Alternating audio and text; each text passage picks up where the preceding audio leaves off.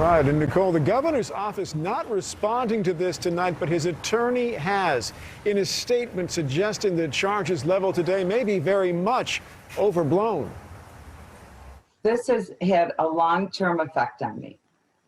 My neighbors and customers kept saying I was the governor's new girlfriend. Along with the allegations, 55-year-old Sherry Ville released a photo of what she says was an improper encounter with Andrew Cuomo.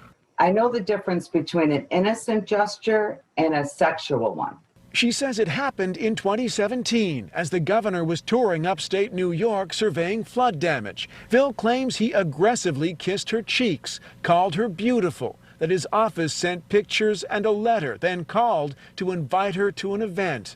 Her attorney says she didn't speak up sooner because her family feared retaliation. Women like Sherry will no longer be silent. They will refuse to be intimidated by powerful men.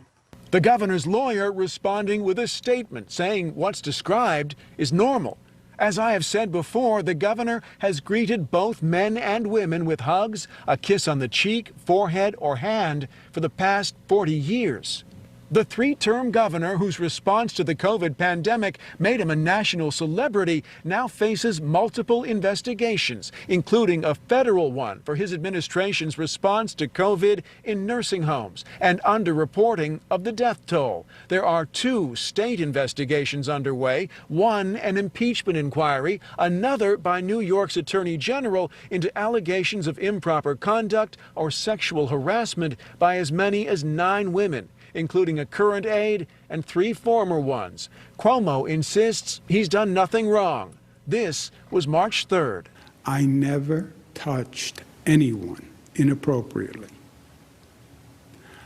I never knew at the time that I was making anyone feel uncomfortable.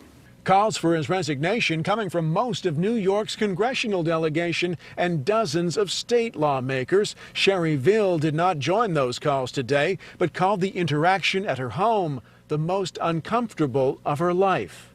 He then leaned down on top of me, and while still holding one of my hands, he forcibly grabbed my face with his other big hand and kissed my cheek.